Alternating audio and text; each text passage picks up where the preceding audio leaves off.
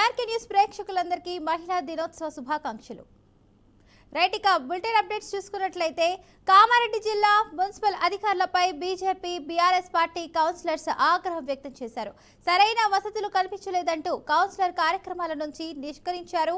ఇక ప్రగతి ప్రణాళిక కార్యక్రమానికి నూతనంగా ఏర్పడిన పాలకవర్గ సభ్యులకు కనీస సమాచారం ఇవ్వలేదని ఆవేదన వ్యక్తం చేశారు. ఇదేనా మాకు మీరిచ్చే గౌరవం అన్నారు. సమస్యలు చెప్పడానికి వస్తే కనీస స్పందన కూడా లేదని, ఇన్వర్డ్లో ఫిర్యాదు చేస్తే తీసుకునేవారు లేరని మండిపడ్డారు. ప్రజాపాలన పట్టణ ప్రగతి అని చెప్పేసి మన తెలంగాణ గవర్నమెంట్ ప్రతిష్టాత్మకంగా ఒక కార్యక్రమం చేపట్టింది. 99 రోజులు ఉంటుందంట. మేము గెలిచిన తర్వాత మొట్టమొదటి గవర్నమెంట్ ప్రోగ్రామ్ ఇది. ఇప్పటి వరకు జనరల్ బాడీ మీటింగ్ లేదు, ఇంట్రడక్షన్ మీటింగ్ లేదు. కామారెడ్డిలో మరి ఇంకా స్పెషల్ ఆఫీసర్ పరిపాలన నడుస్తుంది అనుకుంటున్నామో కమిషనర్ గారు. కౌన్సిలర్లకు ఇప్పటి వరకు సర్కులర్ రాలేదు. ఒక జనరల్ బాడీ మీటింగ్ లేదు, ఇంట్రడక్షన్ మీటింగ్ లేదు. ఈ రోజు జరగబోయే ప్రజాపాలన కార్యక్రమానికి కూడా కౌన్సిలర్లను ఇక్కడ మున్సిపల్ ఆఫీస్ ముందు ఒక టెంట్ వేసి ఇక్కడ చైర్లు లేకుండా నిలబెట్టడం జరిగింది.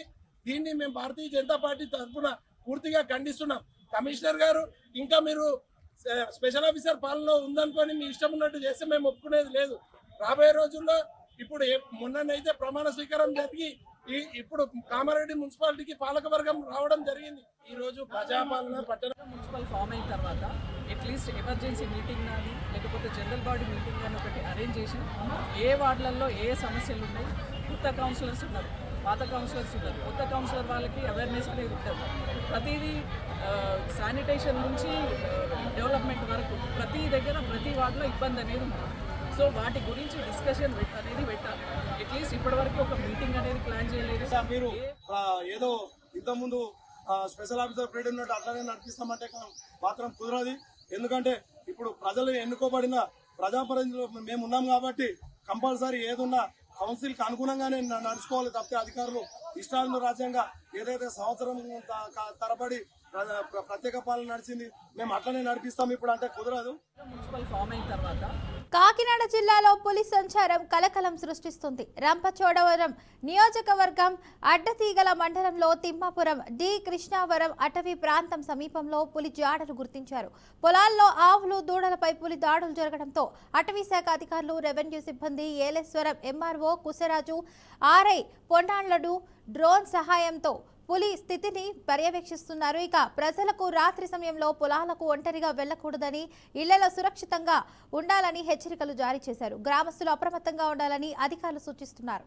నెల్లూరు జిల్లా ఆత్మకూరులోని మున్సిపల్ ఆఫీస్ ఎదుట సిఐటియు అనుబంధ మున్సిపల్ కార్మికులు ధర్నా చేపట్టారు. సిఐటియు అనుబంధ మున్సిపల్ కార్మికుల సంఘం జిల్లా కార్యదర్శి సునీల్ కుమార్ ఆధ్వర్యంలో మున్సిపాలిటీ సిబ్బంది తమ సమస్యలను తెలియజేస్తూ నిరసన కార్యక్రమం చేపట్టారు.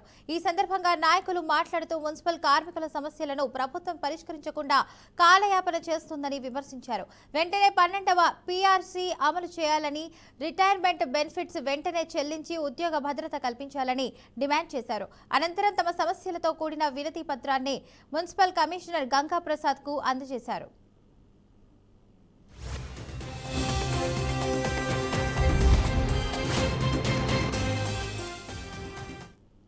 ప్లస్ వచ్చే ఇది కూడా ప్రతి జిల్లాలో కూడా 2 డివిజన్స్ ఇన్స్పెక్షన్ చేస్తుంటాము, రివ్యూ పెట్టుకుంటుంటాము.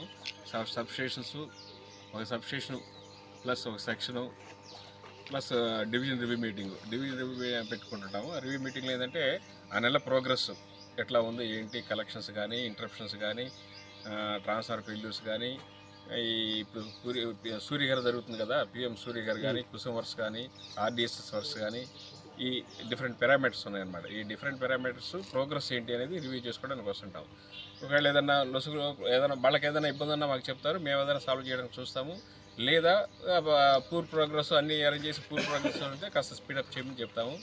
ఆ విధంగా జరుగుతుంది అనమాట. ప్లస్ వచ్చే ఇది కూడా సమ్మర్ కాబట్టి ఫర్దర్గా ఫీడర్స్ ఓవర్లోడ్ అవుతాయి, ట్రాన్స్ఫార్మర్లు ఓవర్లోడ్ అవుతాయి. దానికి సంబంధించిన యాక్షన్ ప్లాన్ ఎట్లా ఉంది, రేపు మార్చి, ఏప్రిల్, మే, జూన్ దాకా బాగా ఫీడర్స్ అన్ని ఓవర్లోడ్ అవుతాయి సమ్మర్ కాబట్టి. మనకి అందరూ ఎక్కువ ఏసీలు వాడుతుంటారు, అగ్రికల్చర్ కూడా రెండో క్రాప్ వేస్తుంటారు. ఆ విధంగా ఓవర్లోడ్ అవుతుంటాయి, సబ్స్టేషన్స్ ఓవర్లోడ్ అవుతుంటాయి, ట్రాన్స్ఫర్లో ఓవర్లోడ్ అవుతుంటాయి, పేడర్స్ ఓవర్లోడ్ అవుతాయి. దాని మీద యాక్షన్ ప్లాన్ ఏంటి, ఫర్దర్గా మేము ఏం చేయాలి ఇంటరప్షన్స్ తగ్గించడానికి అన్న ఉద్దేశంతో ఈ రివ్యూ మీటింగ్ పెట్టుకుంటాము. వాళ్ళకి గైడ్ చేస్తాము ఈ విధంగా చేయమని.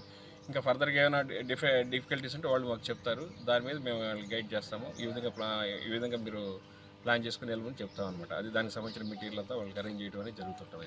వాళ్ళు కూడా ఒకటి ఇచ్చాము, అంటే ఈ కొత్త సబ్స్టేషన్ కట్టాలన్నా కూడా ఏంటంటే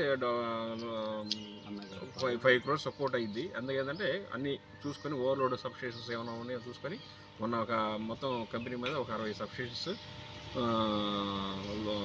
ఏపీఆర్సీ పడుతుంది. మళ్ళీ అప్రూవల్ రాగానే స్టార్ట్ చేస్తారు. స్టార్ట్ చేసి వితిన్ 1 yearలో ఈ 60 సబ్స్టేషన్స్ కంప్లీట్ అవుతాయి. ప్రతి జిల్లాలో కూడా కామారెడ్డి జిల్లాలో విషాద ఘటన చోటు చేసుకుంది. ఆర్బీ నగర్ కాలనీలో అదృశ్యమైన 3 చిన్నారులలో 2 మృతదేహాలు చెరువులో లభ్యమయ్యాయి. 3వ చిన్నారి సీపత్ మృతదేహం కోసం జిల్లా అడిషనల్ ఎస్పీ చైతన్యరెడ్డి ఆధ్వర్యంలో పోలీసులు చెరువులో గాలింపు చర్యలు కొనసాగిస్తున్నారు. దీని ప్రకారం కన్న తండ్రి చిన్నారులను హత్య చేసి వారి మృతదేహాలను చెరువులో పడేసి ఉండవచ్చని పోలీసులు అనుమానం వ్యక్తం చేస్తున్నారు. ఈ ఘటనపై కేసు నమోదు చేసి పోలీసులు దర్యాప్తు చేపట్టగా ఈ విషాద సంఘటన స్థానికంగా తీవ్ర కలకలం రేపింది.